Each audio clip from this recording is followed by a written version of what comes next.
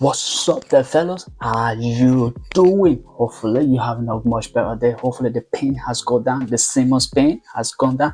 But welcome to Famous Football. I'm your host Nate. Let's talk football. Well, we're gonna be discussing preview, right? Fulham versus Chelsea, but I'll give you a little bit of an update in regards to transfer as what's going on in the transfer market as of now. So let's get into it. AS Roma is still talking or trying to sign what's his name? Tyree George, right? Tyree George to Roma could happen as a sin. But we also have other clubs that are monitoring. Fulham is monitoring. Crystal Palace also monitoring the situation as to what happened. And we also know Bayern is also interested in the player and we want a move. I say a move, a loan. Jeez, man. We want a loan for the player. So they're also looking at him and Jackson for possible loan, right? And Chelsea will prefer a permanent deal for both of them. That's why Chelsea, I mentioned earlier, that Chelsea is holding up on Jackson to see if other people can come in for him to kind of increase the competition, and then they get to get what they want in terms of a permanent deal. But Tyreek Josh also, they will rather a permanent deal than a loan move. Discussion is going on between them and Roman. We know Roman want a permanent deal as well. And now, if will Roman bid for Tyreek Josh? Hopefully, right? And we look to see what happened. Like I said, Crystal Palace and Fulham are monitoring as well. So let's see what happened with that. And then AS Monaco, the AS fellow, they coming in, yeah. The AS fellows, they are all coming in. But AS Monaco is also interested in Axel Disasi. Now, Bournemouth and Sunderland, I mentioned, has been reported multiple times that both of them are also interested in the player. So we're looking to see what exactly happened with that, right? And hopefully something get to happen. And then Monaco right now, AS Monaco also in the midst, like I mentioned. So let's see exactly what happened now. Are they going to bid for the player? We all know there's interest, that's for sure. But is there any bid? No, nothing as of yet. But they have shown interest in the player. They have made inquiries about the situation regarding a possible transfer. What would they need to do to be able to secure the player and get him over to AS Monaco? So let's see what happened with that. But hey, Spurs, they're rubbing it in. Apparently the man completed his medical already. Spurs announced him today. And now with the statement, Tottenham calling an answer. Oh yeah, right. Tottenham calling you answer. You waited 6 months, yeah? Flipping 500 years for Chelsea, and Chelsea didn't go for you. But he's a Chelsea, I say Chelsea. Oh my God, I wish. He's a Spurs player right now. And good luck to him and good luck to Spurs, right? But listen, don't do nothing mad. I know you're not gonna do nothing mad. And the reason is that you are a Spurs. Harry Kane didn't do anything. What's his name? Son managed to win a Europa League trophy, but that's it for the next 20 years. And you're not gonna, I hope, maybe you're gonna be playing football in the next 20 years. I don't know, but we'll see what happened with that. But I saw this on on X that somebody said the reason why Chelsea didn't sign Simmons is because we don't have a good success rate with Leipzig. Timo Werner, do you remember Timo Werner? Timo Werner, and now Nkunku as well. Nkunku is now a bad player, but we didn't really have a much success rate with him. And guess what? We sent Timo Werner over to Spurs. Now we sent him back to Leipzig before Spurs, but that didn't happen. But guess what? We decided to go to Brighton because we have a better success rate with Brighton than we do with RB Leipzig. So let's see. Let's see how it goes with the link that we have with Brighton. I know that's possibly going to happen. If Chelsea and Brighton in conversation, is happening. But we move into the preview. It's going to be something. It's not going to be an easy one. Like I can tell you for a fact, it's not going to be as easy as it was against Fulham. Now, even with Westham, we struggled a little bit within the first 15 minutes to get our foot right. Right, everything which we were just all over the place. We didn't even know. I don't think Chelsea know what exactly they were doing within that first 15 minutes. Now, Fulham, on the other hand, they seem to be a better side this season than West Ham. Right, so now they have a lot of good players. They have Wobby, what's his name? Smith Rowe are also a very good player as well. They have Muniz, that's another Lukic. Now they also have a lot of good Burge. That's another good midfielder for them. Now they play in a 4-2-3-1, almost like Chelsea, or a 4-3-3. Right, so pretty good formation for them, and it's been working for them. Now they can be quick on transition. They can also maintain possession if they need be. So we know they are a good side. So we faced them last season two times. We won in their away, and we lost at home. Right, we played them at home first. We lost, and coming to our home, their coach seemed confident, and now he's outside again. He's out here again saying some mad things. There's 3 points to grab. Maresca, I hope you're hearing this. Listen, don't ruin my Saturday, Not just my Saturday, but don't ruin my week. Listen, Chelsea, I hope you love hearing this. Don't ruin nothing. Guy is saying there's 3 points to grab, and I hope that 3 point to grab is us grabbing it. That's all I get to say. But they are a pretty good side. We know they can be, very physical. They can be very aggressive. Like I mentioned, they can be quick on transition as well. So those are things for us to watch out for. And one thing when we play them at home, one thing that they were good at, right, or that they did well to their advantage, or they took to their advantage, was the fact they were aware of our inversion, right, or our whole inverting fullback system. So they took that to their advantage. They usually crowd the midfield, grab the ball, put it out, and then they attack. Whatever side that is inverting, whether it's Cucurella or Rich James or Malo Gusto, once that happens, they win the ball, send the ball out, and then they attack. And we struggle with that. But again, they are good at letting us have the ball, and then we do nothing with it. Like against Westham, like I said, Westham was just terrible.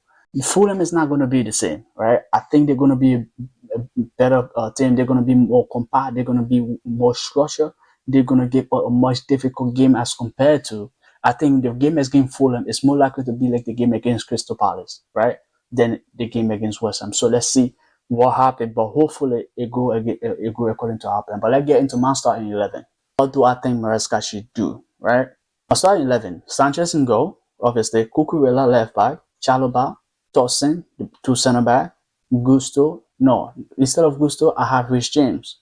Rich James, because the reason why I mentioned Gusto, because I'll go in with the exact same starting 11 that started the game against West Ham. Now, bear in mind, Cole Palmer is out. Now, the usual people that are injured are also out, right? So, Ben Wabadashi, Lavia is out. Cole Palmer is also now out. So, we know those three people, the usual. And not Cole Palmer is not the usual, but the two, and then plus Cole Palmer is also out. So, we're going to see what happens. So, the starting 11 against Fulham, West Ham, that's what I'm going to go with, right? But just a little bit of tweak here and there. Now, instead of Malo Gusto, I'm going with Rich James. And then Enzo Casedo, the usual two. And then Estevan, Ja Pedro, Neto, and Dilap. But now I have Estevan in the middle and Ja Pedro on the wing. And the reason being is that my expectation is that Ja Pedro is going to come into the middle, possibly, play inside the box or right outside the box. Esteban can also play in the midfield, play in that 10 role. We know Enzo Fernandez usually join in that 10 position, almost like we're playing with a 2-10 or a 2-8 with he and Esteban. Or usually it's he and Cole Palmer, but now we know Cucurella possibly would be that one person, that fullback that is going up and down the pitch. But with Rich James now joining the two center back, almost like a back three, right? So Neto, I stick him out there. I want him on the right hand side.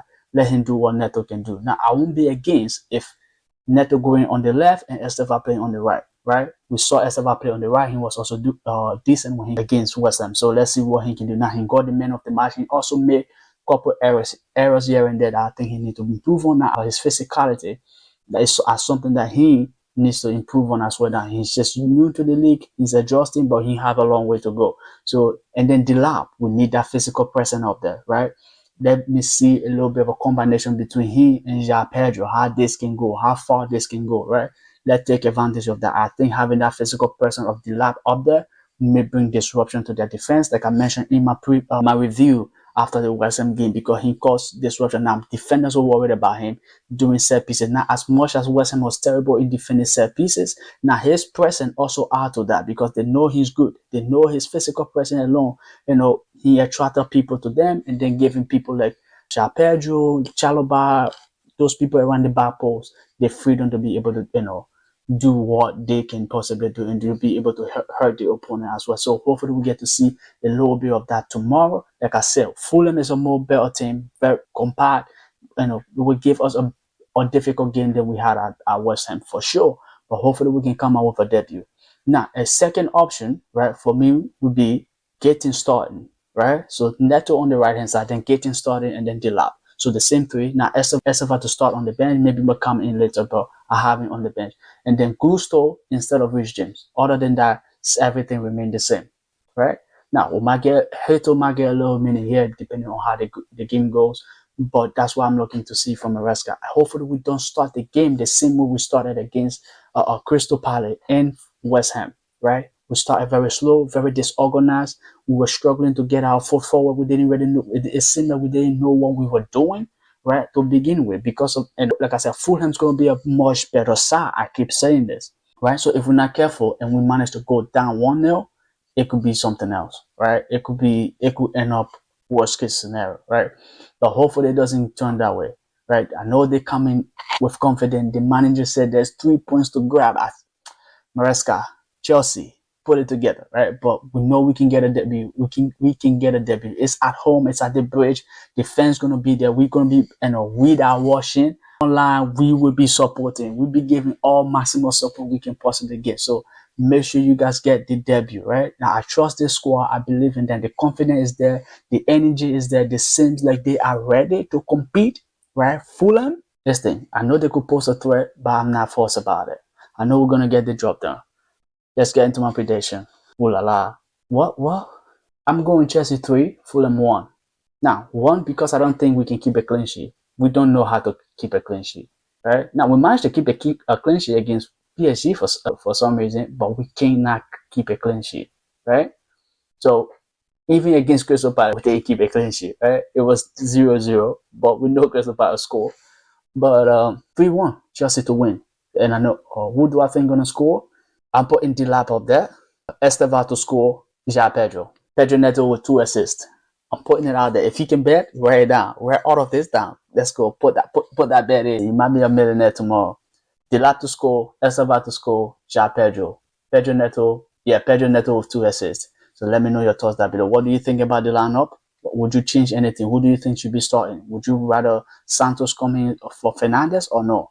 Who would you rather see getting start instead of Esteva and Ja Pedro, right? So let me know your starting level. Would you want to see even João Hitos get his first start for Chelsea? So let me know your thoughts about that. Much appreciated, right? Listen, after the game tomorrow, my review will be coming out for the game, right? Stay tuned for that. And don't go anywhere. Don't go anywhere, right? Thank you very much. Hit the like button, hit the subscribe button. Much appreciated. Thank you. See you later. Cheers.